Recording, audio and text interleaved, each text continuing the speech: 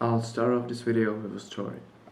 So, back in my younger days when I was like 12 years old, 13 years old, something like that, I had really bad mental health. I was the guy who was always jacking off, watching porn, playing video games, and watching movies that he didn't even watch too much because he just spent the half of the movie on his phone. And I can't say I'm really proud of him. But then I improved a lot because thanks to the coming of Hamza and him showing me the way of self-improvement and the book called Way of Superior Man, it helped me so much.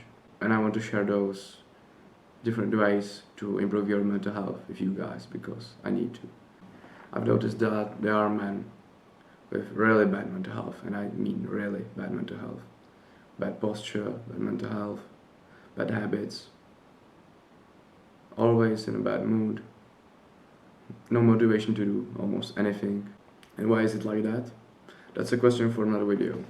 For this video, let's focus on the ways to make your mental health better. So first and foremost, I must recommend you one practice, and the practice is called meditation.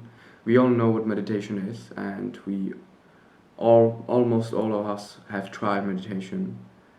And it's like, nowadays it's made fun of. I can see the reason why, because I made fun of it as well. And there's one big reason why you should do meditation and just don't mind the comments about it being weird or unusual and stuff like that. It really is unusual, to be honest. It's a different kind of way to improve your mental health, but I think it's the best one, because when you meditate you enter a state of mindfulness, and mindfulness is a state in which you are present in the moment but you don't think, because most of the times most of us people are like NPCs. Nowadays it's true. There are people making fun of other people for being NPCs, but most of us act, walk, and almost think like an NPC. Like we've been programmed to do so, which isn't good. My friend noticed it a couple of days ago, because when he was walking, we had a meetup at like, I don't know, 9 o'clock in the morning on a normal business day, but it was a holiday, so it was a national holiday, so everyone had a day off from work. And when he just went his way to the cafe we are supposed to meet in, he saw so many people just walking like him, exactly like, or he saw himself walking exactly like those people. But he knew that those people are not present. Those people are in different places in their minds. And what I mean with mindfulness is, let me explain what actually mindfulness is. Mindfulness is me sitting here talking to you, to this camera, making this video. This for me makes me go into a state of mindfulness. When you are in a mindful state, you are in the happiest moments of your life. So when you are in mindful state, you are proposing to your future woman. When you are in mindful state, you are teaching your son something. For example, how to ride a bike. When you are in mindful state, you are having sex with your significant other. When you are in a mindful state, you're talking to your family, enjoying a meal with your family, enjoying your meal with your loved ones. So those are the times when you are in a mindful state, and where you must, and I don't mean that you should, but you must be in a mindful state if you want to enjoy those moments.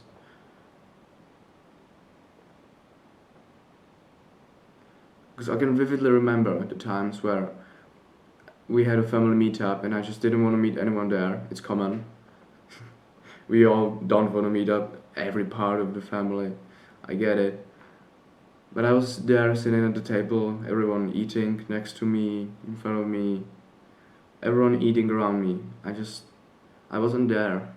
Someone asked me a question, it got me so caught off. I almost forgot I was there. I almost forgot I was eating with my family.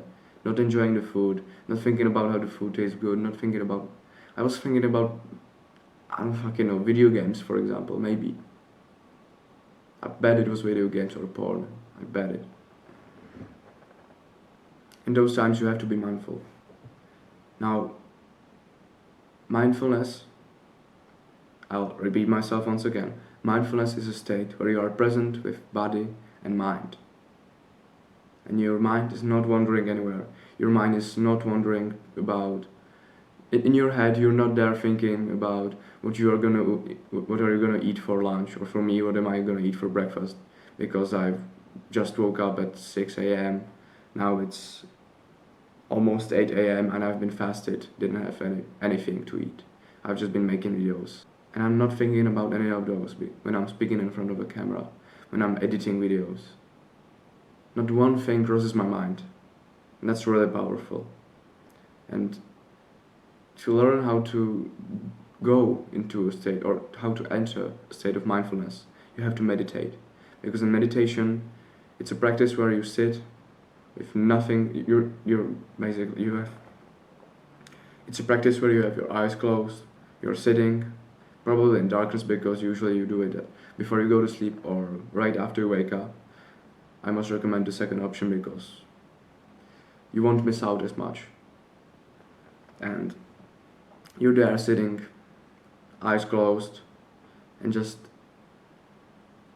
present. You're breathing fully, and you're present.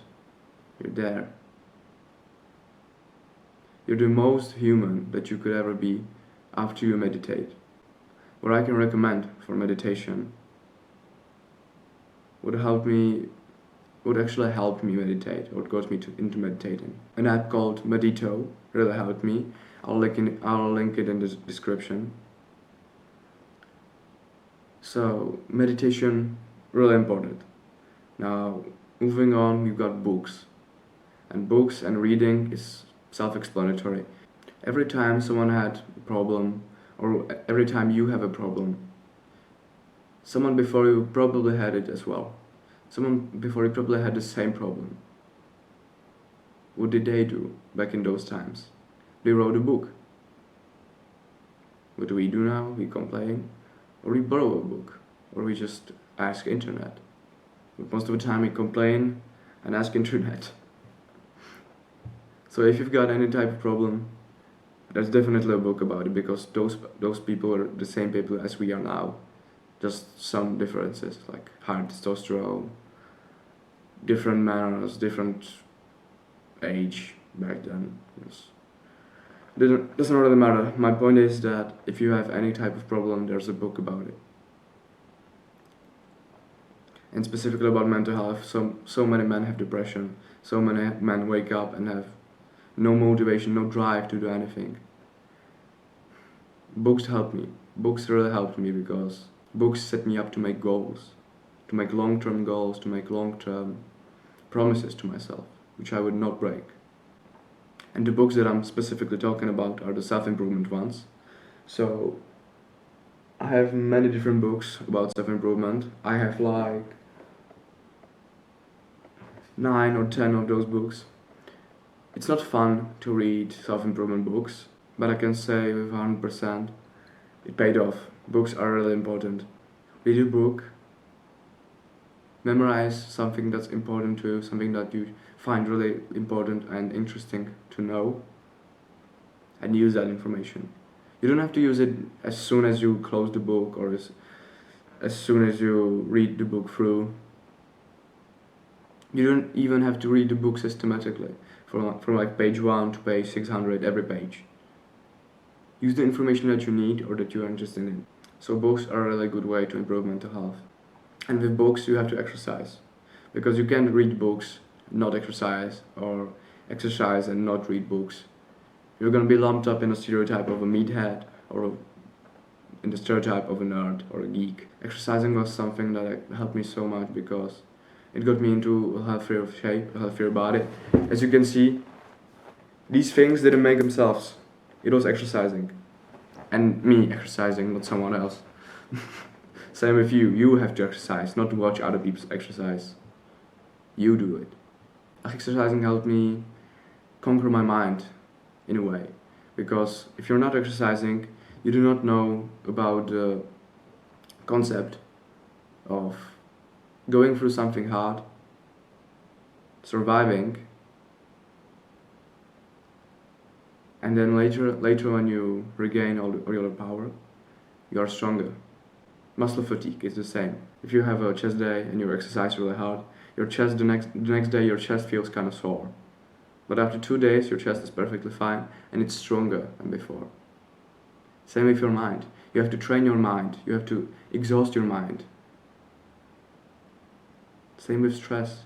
To make your mind resistant to stress, to make your mind resilient to stress, you have to be in stressful situations, survive through them, and just move on.